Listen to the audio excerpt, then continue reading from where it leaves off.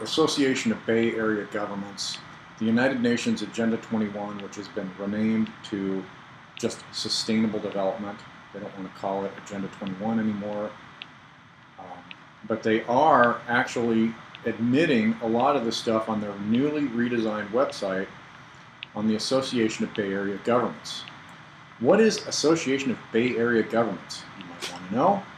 Well, and how does this pertain to you? Well, what's the Bay Area? We're talking about the San Francisco Bay Area. We're talking about a 9-county region.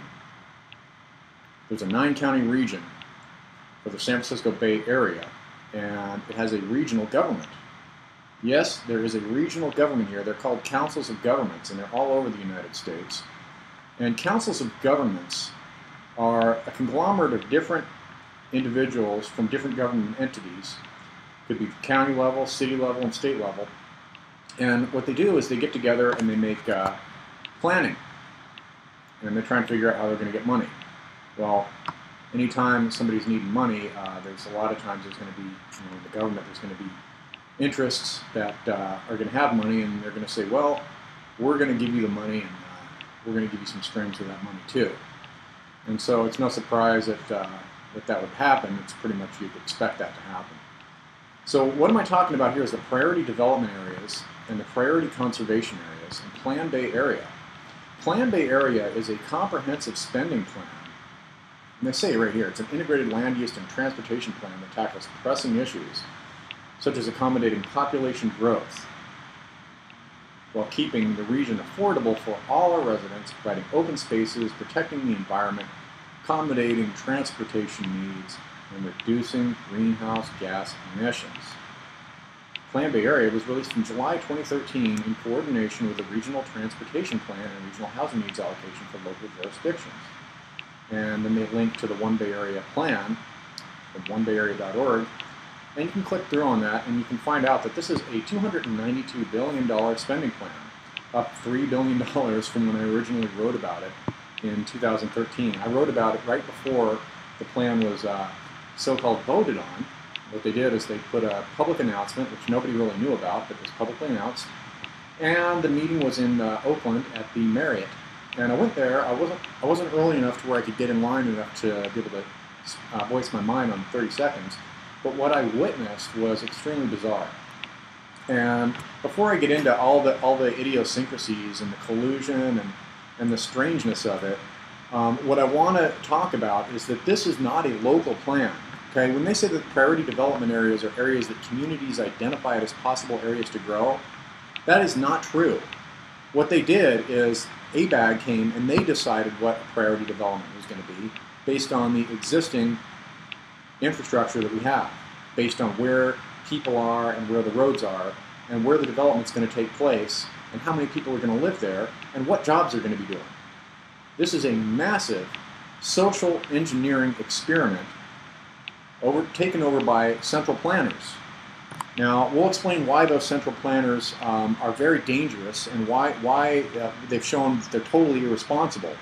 But before that, you have to first be responsible yourself and figure out what exactly this thing is and how does it affect you. Okay, so if you live anywhere in the world, pretty much you're going to be affected by priority development areas. And here's how.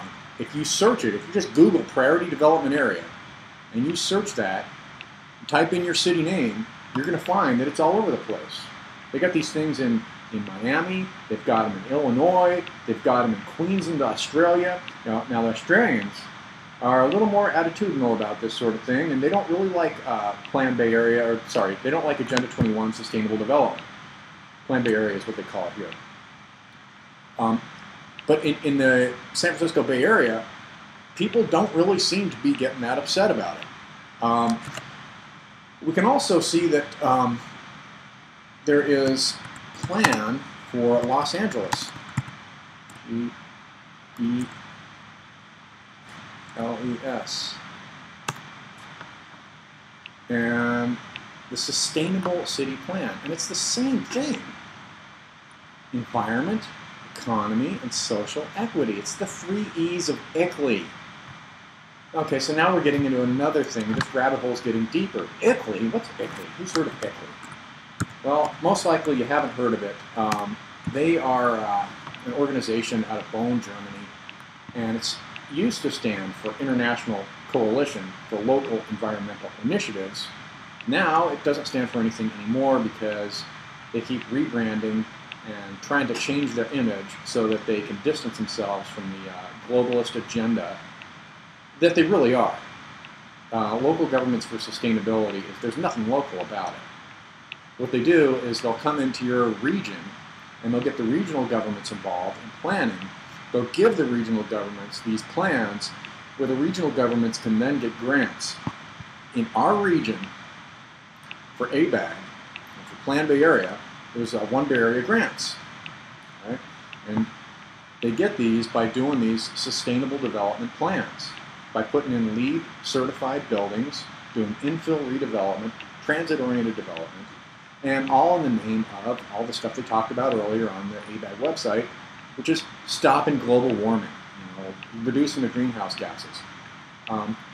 There's a couple of issues, though, is that, first of all, they're not really reducing greenhouse gases at all. And I've tried to show some of the things that they've done right around San Francisco. I've actually physically gone out on the street.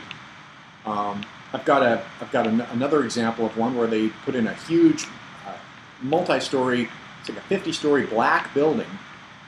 Okay, it's going to black. It's going to absorb more light, more heat. Right? And right across the street from that, they put in a LEED certified natural gas fake fireplace, which is burning really dirty, a lot of methane fumes. Greenhouse gases right there. Methane is a very potent greenhouse gas. So there's a lot of hypocrisy in here, and it doesn't really look like they know what the heck they're doing as far as being consistent with their own stated objective. Now, whatever your take is on global warming, greenhouse gases, CO2, nitrous oxide, etc., should be something that you can consider yourself, but you want to take into consideration, are they being consistent with their own lingo, with their own story? And the answer to that question is quite clearly they're not. They're talking about sustainable development. They got rid of almost all the urban agriculture in San Francisco to put in buildings. Okay, now we're in a drought. Now this is a big issue because we're getting more people in California. This is where I really take issue, is that they have a global plan. And the global plan is like a one-size-fits-all solution. Okay, now if you're like me and you try one-size-fits-all, it's not going to fit. And you can imagine what's going to happen if you try one-size-fits-all pants. It's going to be loose and baggy, it's going to be tight in places, it's not going to fit you well, you're probably going to need a belt. If you're any athletic at all, it's definitely not going to fit you. One-size-fits-all, general-purpose solutions always fail in the specific cases, and I know this from all my experience in software development. You try to make a one-size-fits-all solution, oh, this is going to be great, it's going to solve all our problems. And then what you get is you get up that it looks like it's going to solve all the problems, and then you actually get right in front of the problem, and you pull your solution right in front of the problem, and it turns out those Legos don't go together. Maybe it looked like they did from a big distance. Maybe it looked like they were going to be the same color and they were going to fit, but oh, now you're faced with a bigger problem, is now you've got a solution that doesn't fit your problem. And what are they going to do? In this case, very disturbingly, they are ignoring the problem of the drought almost completely. So we've got an issue with no water in the San Francisco. We're almost running out of water. We've got maybe 8 months left of water. And what are they doing? Well, Jerry Brown is our government, and he's still calling for this suicidal train. I mean, it's just crazy. We're trying to stop climate change, and at the same time, he's he wants more fracking. So they put more of this dirty fracking water back into the aquifers, and that's going. And somehow those two goals, stopping climate change with the United Nations and fracking, somehow seemingly go together in the same picture of Governor Brown's picture of how he wants a socially engineered society, what he thinks is best. Okay, this is your government officials here. These guys cannot be trusted.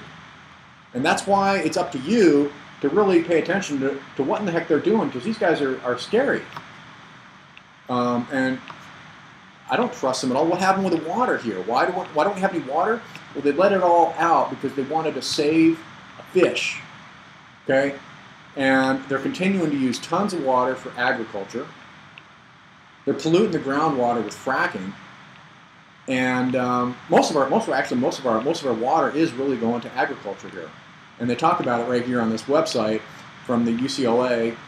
They're talking about, they use the word sustainability here, and that's dangerous, because when you're talking about sustainability, it gets into the notion of United Nations Sustainable Development, UN Sustainable Development, where you can download Agenda 21, sustainabledevelopment.un.org. You can download that PDF. But back to this website, they're talking about water use in California, and look at here, agriculture is about 75% of that. And they're talking about how they can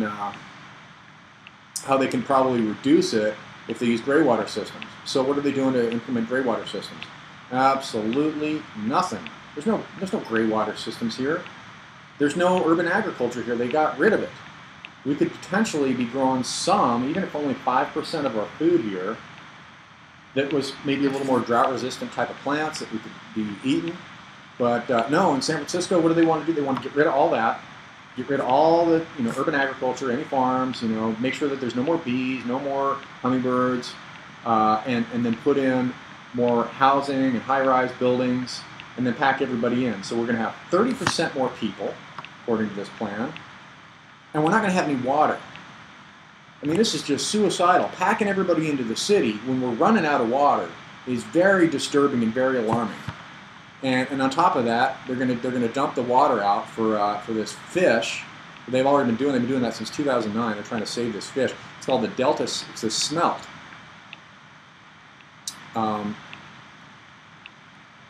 They're talking to the farmers. Don't like it that they're dumping all this water out to try and save this fish. But they are. They dumped all this water in 2009, 2011. They did it again. They want to save this fish while we run out of water. And hey, I'm all for saving the fish too. But I'd rather, make sure that there's going to be enough water, and I'd rather not have people making plans to pack more people into the city. And I'd rather that if we had a government, that it was an actual local government that was addressing our actual issues, which happens to be this drought, which is, in my opinion, more important than dealing with the little fish. And I like nature, and it's very important. I very much care about these things, ecosystems. Anyone who's watched my videos and read any of my blog knows that I'm very much interested in nature and the environment. And if we run out of water, but there's going to be no fish, there's going to be nobody living, it's going to be totally dried up. So we've got to get the priorities straight. And the local governments and local officials are not doing that. What are they doing? They're rolling out this insane plan called Plan Bay Area, and they're still not even talking about it. We've got no gray water systems. We've got no progressive water rates, which would have reduced the water usage and consumption from the heavy water users.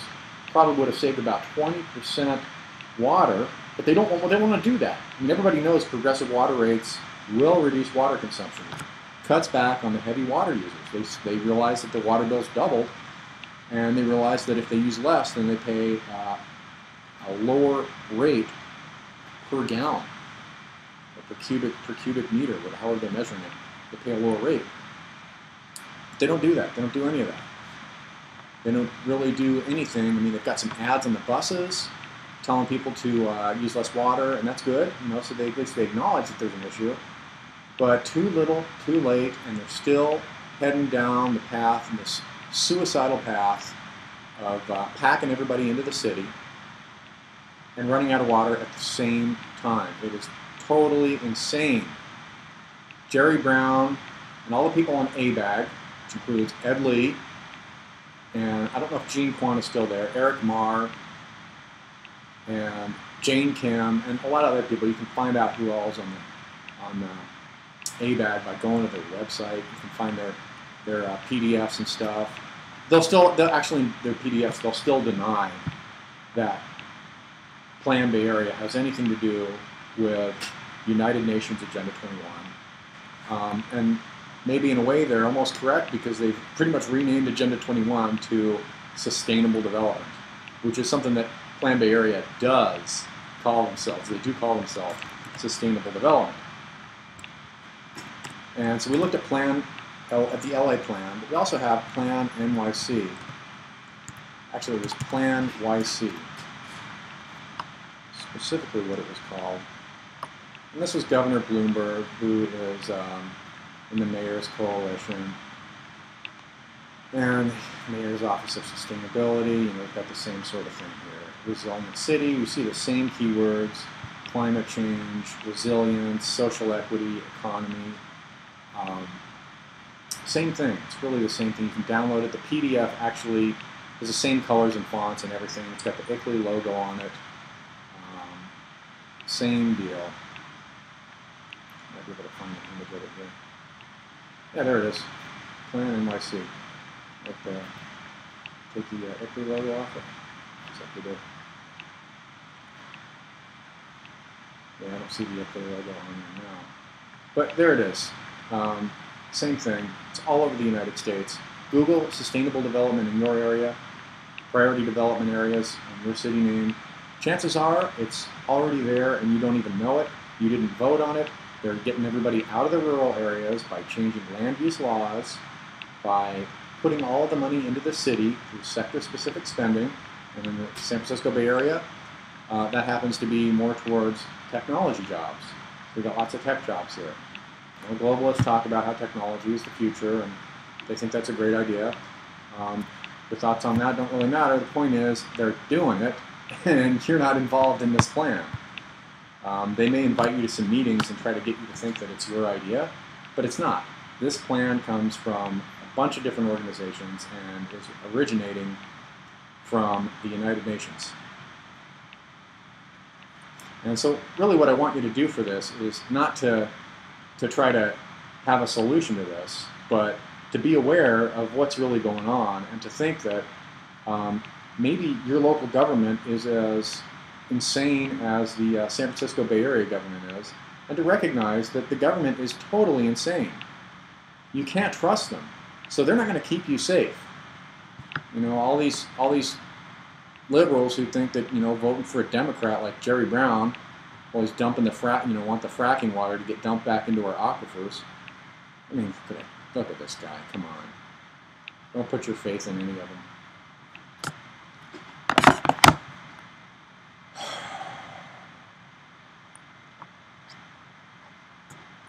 There we go.